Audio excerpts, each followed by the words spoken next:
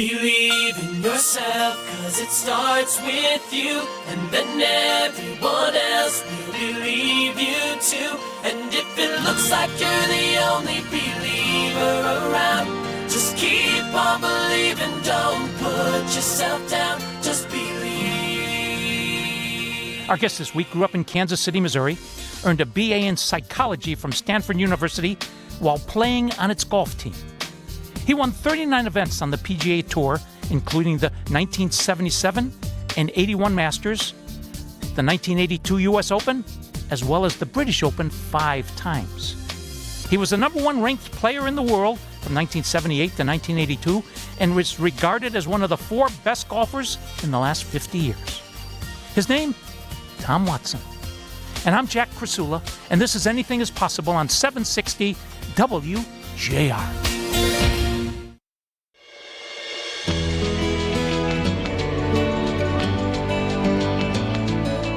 I'm Jack Krasula. This is Anything is Possible, and with Tom Watson, who won 39 events on the PGA Tour, including the 1977 and 81 Masters and the 1982 U.S. Open and the British Open for 5 times. Tom, welcome. An honor to have you. Thank you, Jack. Glad to be here. Can we start by talking about your mom and your dad, please? Well, I think the most important thing I learned from my parents is a work ethic. Most important thing from my dad, as far as my golf game was concerned, he started me off when I was 6 years old. Shot 5-iron, I think it was, and he said, "All right, here's what you do: spread your feet and turn your back to the target on your backswing, and when you follow through, you finish with your belly button facing the hole." But the most important thing he taught me was the grip, and he told me to I'd see 2 knuckles of my left hand and put my right hand on there, so both V's formed by your thumb and forefinger point to your right shoulder. That's how I started. His name was Hook, and that's the type of grip that kind of promotes a hook. But it was the most important thing. Jack, he played golf with me. He took me out on the golf course and played golf with me.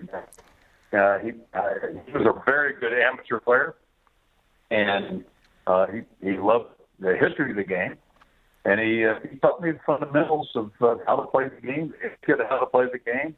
And one thing about Dad, he was never he never accepted a mishit shot. If it wasn't flush in the middle of the club face, even though I hit a ball and it went up close to the hole, he'd say, "Son, you didn't hit that solid." And so he always stressed that hitting the ball solid was the most important thing. God brought you an angel. God brought you an angel early in your life named Stan Thirsk. Talk about Stan Thirsk.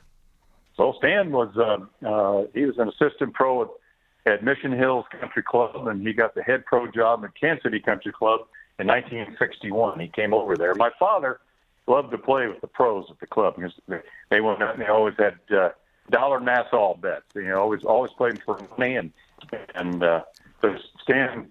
He developed a very quick friendship with Stan and played some golf with him, and then he would ask me to play golf with him and Stan, and I loved to watch Stan play. He could hit the ball so far, and he was a great player.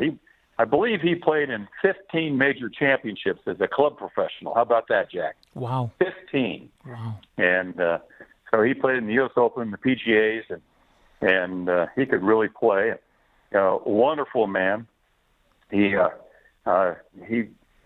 treated everybody beautifully, and he just had we developed a very, very strong, loving friendship. How was it you attended Stanford University? My father, my older brother, was going there, so it was legacy, and I had good fortune in getting accepted. And I went and played there and played golf there. Didn't have much of a program, Jack. The annual budget for the program was $8,000, so we didn't get a chance to travel like the kids in colleges do today, where they fly all over the country and play competition everywhere. We couldn't. Our program couldn't afford that, so we played a lot of local events against high schools, junior colleges, just to get some competition in. And that was still competition. I always enjoyed competition. That was, I've been a competitor all my life, especially with an older brother, Ridge, who was 3 years older than I was. It's bigger and stronger. I always wanted to beat him. Palo Alto, California, right near Pebble Beach, Spyglass. Were you able to play those courses while at Stanford? Well, fortunately, I did. Starter at Pebble Beach. His name was Ray Park. He was a member of the 40 Thieves. He loved to play golf and played in the early morning, Saturday mornings at Pebble. Never broke 75. 75 was the best I ever shot there. But I always played a game with myself there, Jack. When I got to the 15th tee, I said, here I am right here. I've got a par in to win the U.S. Open. That's the tournament I wanted to win the most. Also won on the toughest golf course there is every year. And so I always wanted to win on the toughest golf courses. And so I played a little game with myself, as a lot of kids do. And I said, I'm going to play the last 4 holes here, and I have to make pars, and I have to par in to win the U.S. Open. And I also kind of, in the back of my mind, said, I got to beat Jack Nicklaus to win the U.S. Open. In 1982, when I had a one-shot lead over Jack coming in the last 4 holes, and I finished him on the car to beat him by 2. You're being humble. On 17, you had that chip in from the rough on that famous par 3, one of the most famous golf shots of all time. Well, that's lucky. The one thing about the chip is that no out. I had to hit a perfect shot that I also told myself, let me see if I can hit the flag. I was only about 16 feet from the hole, something like that. I was just off the green edge, but in the heavy rough on the downslope. And my caddy is walking up there, and he put the bag down. I pulled the sandwich out. As I pulled the sandwich out, he said, my caddy, Bruce Edwards, he said, get it close. And I said, get it close. Hell, I'm going to hole it. Yeah, an act of bravado, I guess. And that I took dead aim and hit the perfect shot. I really did. I hit it right in the middle of the club face, and it came up really softly, high and soft, and broke to the right, went into the hole, and I made a birdie, and now I'm one shot ahead. I was tied with him, 1 in 17, because I bogeyed 16. So I was one shot ahead. Now I had to negotiate the famous 18th hole, Pebble Beach, the par 5 with the ocean all the way along the left-hand side. And as luck would have it, I made a birdie there and went by 2. We're talking to Tom Watson. When we come back, we're going to ask him about June 30th, 1974. And I'm Jack Krasula, and this is Anything is Possible on 760 WJR.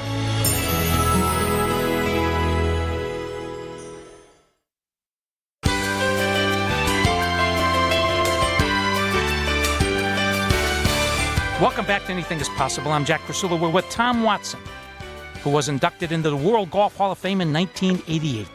Tom, June 30th, 1974, a Sunday at Butler National outside Chicago, the Western Open. It's the first time you ever won. Tell us about that experience. Well, Butler National was the first time we'd played there in the Western Open. They usually rotated all the great courses around Chicago, but then they said, we're going to start playing at Butler National and keep it there every year. And the Butler National was designed by George Fazio, and he designed probably the toughest course we played on all year. And it was long, windy, narrow. It was really, really a tough golf course. Some water on it that made you pucker a little bit, but it was a tough golf course. I was playing pretty well. I had good first 2 rounds there. Then the third round, I was pretty close to the lead, or I don't know if I was in the lead or pretty close to the lead, and I came into the 14th hole, which had water on the left, and I ended up making 8. I made a quadruple bogey on that hole, and I ended up shooting 75, and I was several shots behind Tom Weiskopf, who was in the lead. So Sunday's round went around, and I go around the front 9. I guess I was I was pretty close to even par in the front nine, maybe one under or something like that. But Tom was staying ahead. He was, I think, he was ahead by about 4 or 5 shots. And but then Tom had a hiccup at 13, the par 3. He made a double bogey there, and and right ahead of him I was playing, and I played the 14th hole where I'd made 8 the day before, and on Sunday I made a 3. I birdied the hole on Sunday, so they got me within 2. And as things would have it, Tom hit it in the water at 18. And I ended up winning the tournament for my first tournament victory, and it was a special one because one of the things about the Western Open, I had played in a lot of Western amateurs. I think 4 of them or 5 of them when I was a kid, amateur, and I also got invited to play in the Western Open as an amateur in 1968 at Olympia Fields in the south part of Chicago. So I made the cut there, but I had quite a bit of I had a big relationship or good relationship with the Western Golf Association, which of course they organized and sponsored the Evans Scholarship Foundation, which gave kids or caddies scholarships to college if they caddied and if be selected to be an Evans Scholar. And so that was the Western Golf Association. It still is their object is to get kids to caddy and then get them into college. So anyway, I had a long heritage with that, with the Western already by 1974, and to be able to win the tournament was a special, special time. Talk to us, if you will, about learning to win. Learning to win had its downs before it had any ups. That's for sure. I had several opportunities to win a golf tournament, and I failed.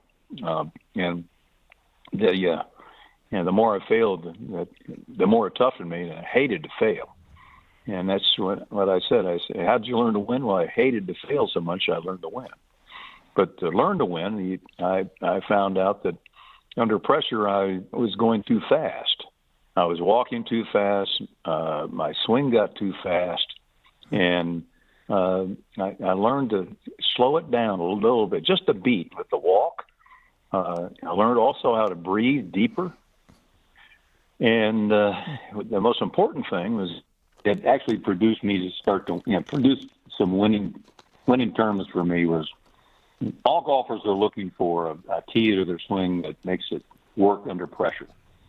And in 1976, I didn't have a very good year. I didn't win a tournament. Previously, after the Western Open, I won a couple of tournaments with Byron Nelson and the Open Championship at Carnoustie. But 76 was an off year. I didn't play very well. I was struggling with my swing, looking for keys that would make it better, as I always did. Practice harder than anybody.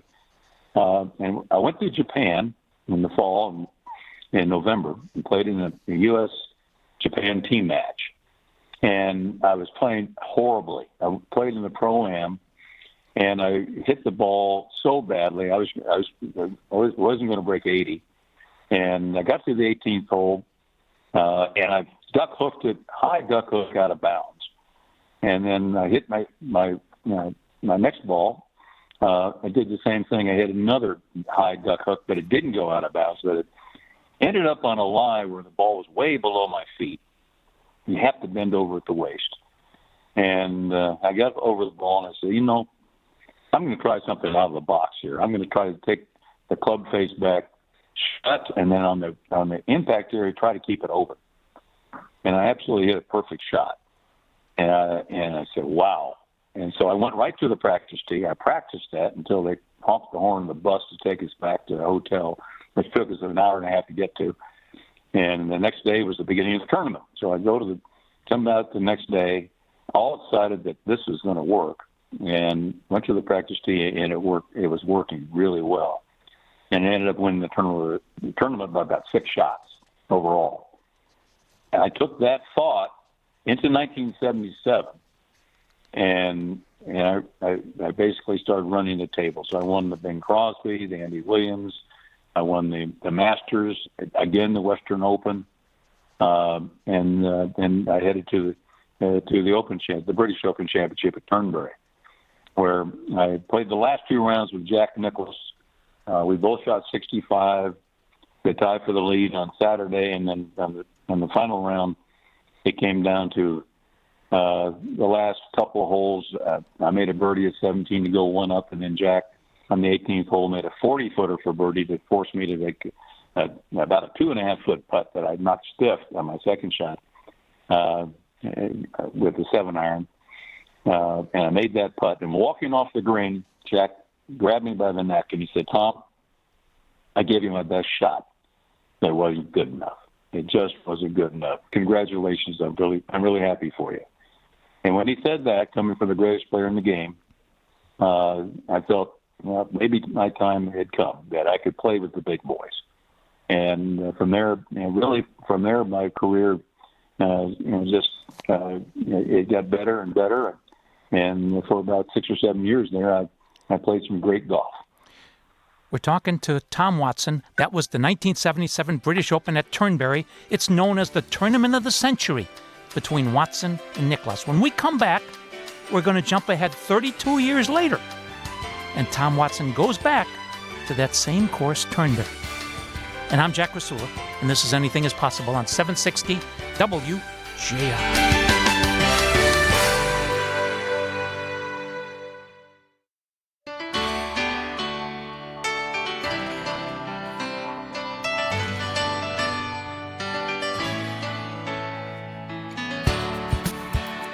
I'm Jack Krasula. This is Anything is Possible. And we're with Tom Watson. Tom, you won the British Open 5 times.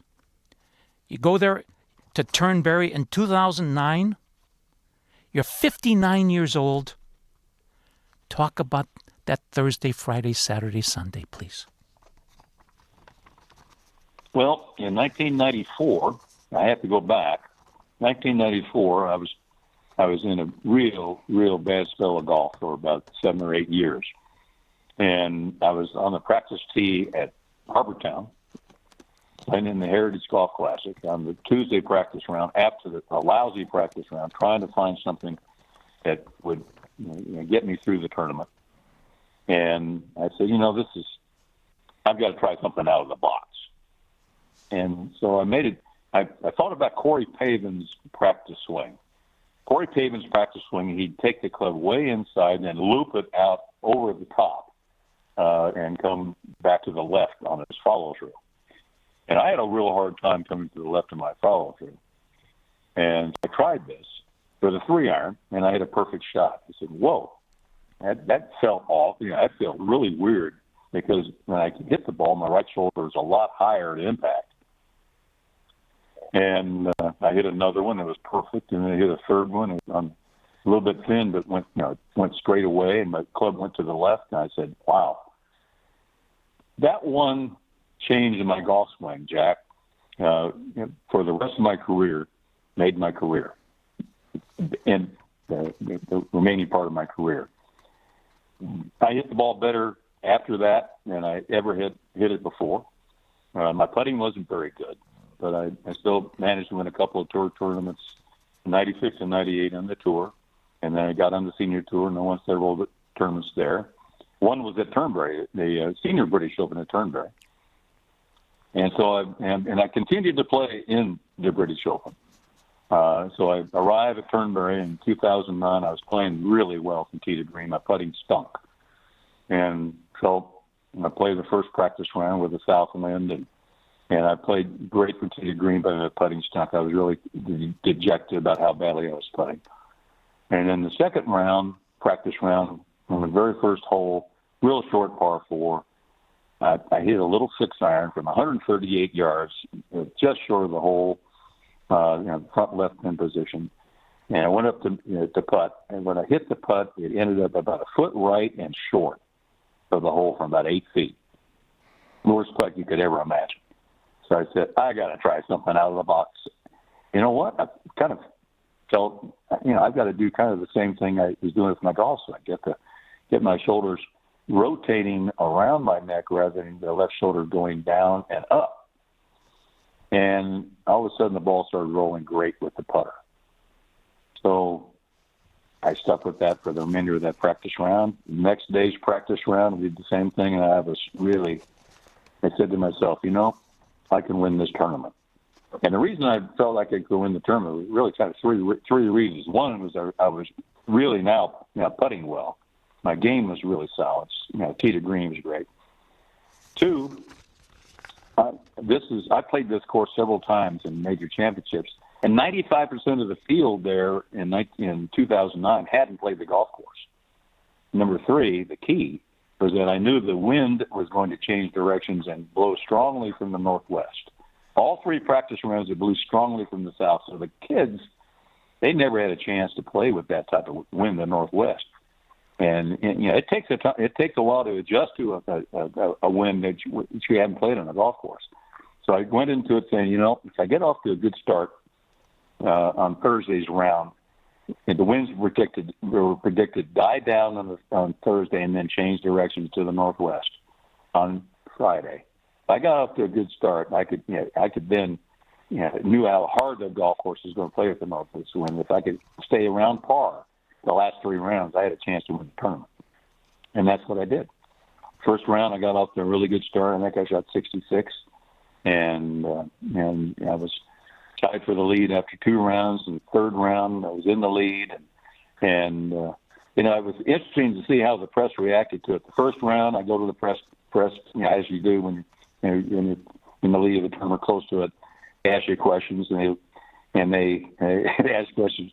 They're kind of giving me my due and all that, kind of laughing out of the corner of their mouth. Well, this old guy, he had a good round.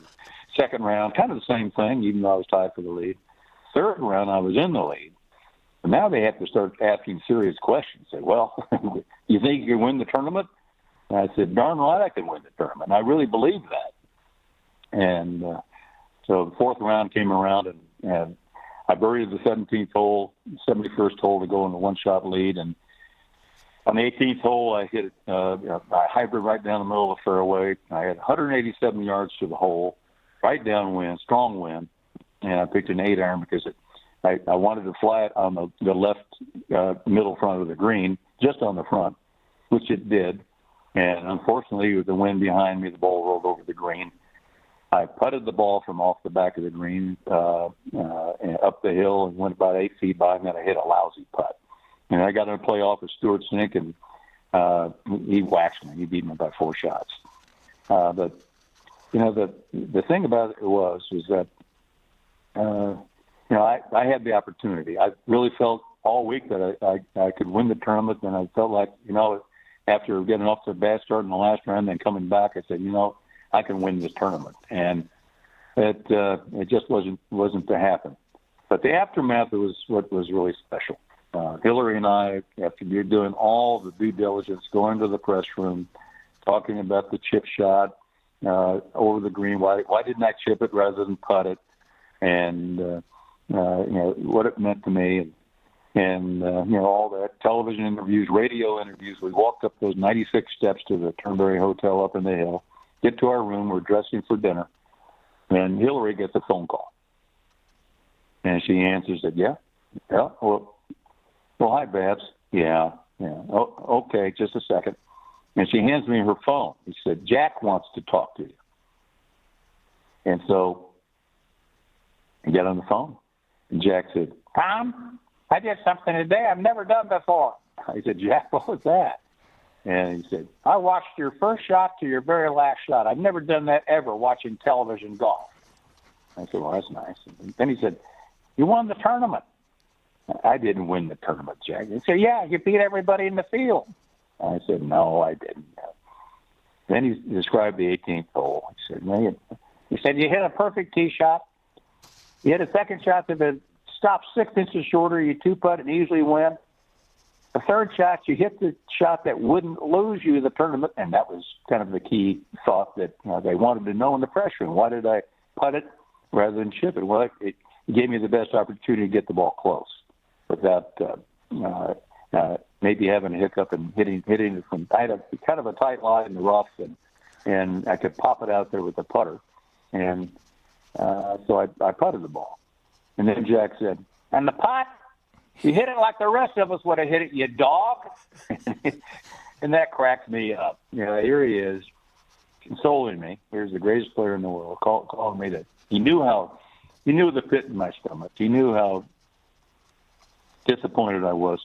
He called me to cheer me up. And, of course, we always played. When we played, we always were needling each other, and he had to give that kind needle to me where, yeah, you hit it like the rest of us would have hit it, you dog. And I'll always remember that, and always be really grateful for him consoling me in the time of defeat. You mentioned the love of your life, the late Hillary, who you lost to cancer a couple years ago, and I found an article, Tom, where they quoted, Bruce Edwards, some writers, and they quoted Hillary a couple times. And one of the quotes from her is, Tom received thousands upon thousands of letters. He tried to reply to all of them, but it was impossible. Those letters alone, from people who said they started pursuing their passions again after watching Tom, that in itself made everything worth it. In losing, he inspired thousands. And I'm Jack Krasula, and we're talking to Tom Watson. And this is Anything is Possible on 760 WJR.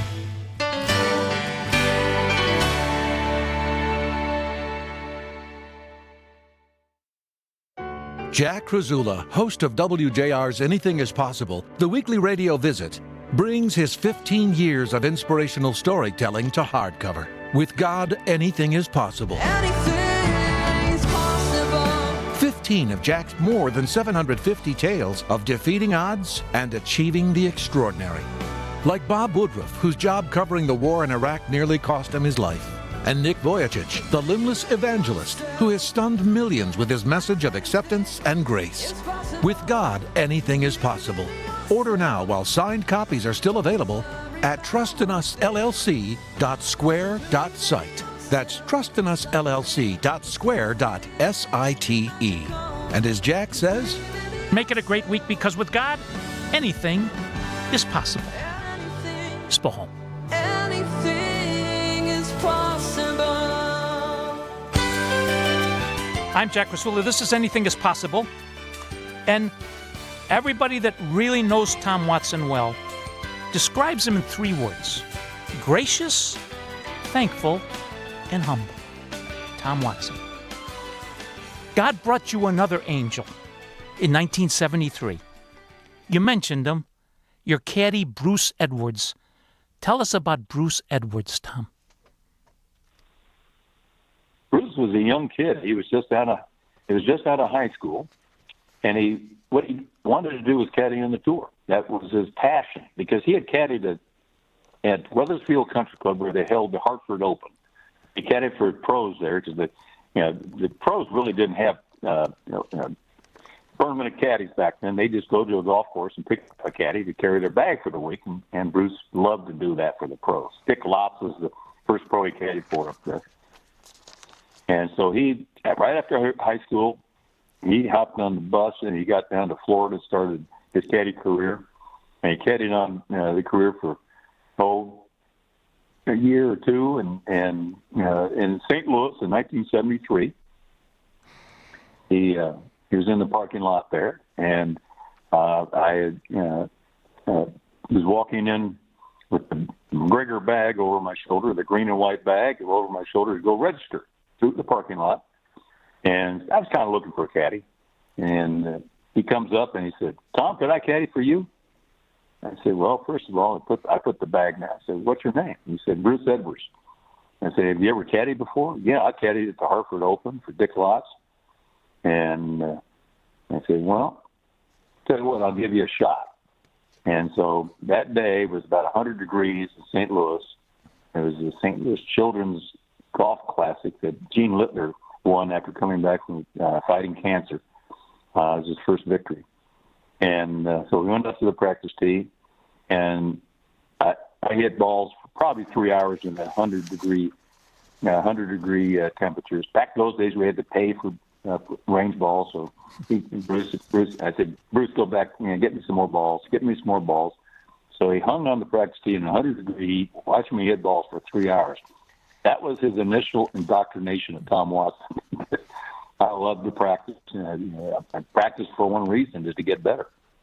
And anyway, that tournament, I finished sixth in the tournament, and walking off the green after finishing sixth, he was so excited, Bruce, because he made a little bit of money. Back in those days, we paid our caddies $15 a day and 3% of what we won. So I won $6,600, and what's 3% of that? It's not very much. But he said, "Can I caddy for you for the rest of the year?" I said, hold on. I'll tell you what, I'll give you a shot next week at the Canadian Open. I'll meet you up there. And so that was the start of a 30-year relationship for him caddying for me right there. He had a little hiatus in between. At the end of it, he caddied for Greg Norman for 2 or 3 years, and then came back and caddied for me. And then he tragically contracted that terrible disease, yes, ALS, or Lou Gehrig's disease.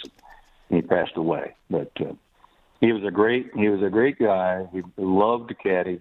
He would rather caddy than doing anything else in his life. And his glass was always half full, never half empty. Whenever I got in my pity pot on the golf course, he kicked me in the butt, say, "Come on, we can do this. Let's get it up and down." That's what he said at the 17th hole at Pebble Beach. When I hit the ball in the left rough, tied with Jack at the U.S. Open in '82, I walked off the tee and I said, "Bruce, that's dead." And it pretty much was dead. But he said, come on, we'll get it up and down. He was always a cheerleader, and he was a great caddy. Man, could he putt. He was a great putter, and I never let caddies pick my clubs or read my greens until Bruce came along. And one day we were fooling around on the putting green, and I said, "Here, see if you can putt." So he started putting, and man, could he putt. And I figured, if he can putt that well with good speed, I'm going to give him a shot at helping me read some putts that I was unsure of. And so he ended up, over my back reading the putts when I was for the majority of my career. 3% of $6,600, Mr. Watson, is $198. Okay. Yeah, but you forget the $15 a day. Yeah. Come on, that was $90 right there. All right. 6 days. Come on. You won the Masters in '77 and '81. It's the aura's unlike anything other. Let's go to Friday, April 8th, 2016, 5:25 p.m. It's your last walk up the 18th hole at Augusta. What was that afternoon like? Well, when I played that last tournament at Augusta, my last Masters, my caddy was Neil Oxman, and he had caddied for me on the senior tour after Bruce died. Neil was actually the person who inspired Bruce to go up and ask me to caddy for me in 1973 in St. Louis. He was there in the parking lot. As Neil said, he said, "Hey, Bruce, here's Watson. He's going to be pretty good someday. Why don't you go ask him to caddy for him?" And so, anyway, Neil was on my back, coming up the last hole, going up the hill to the 18th hole at Augusta.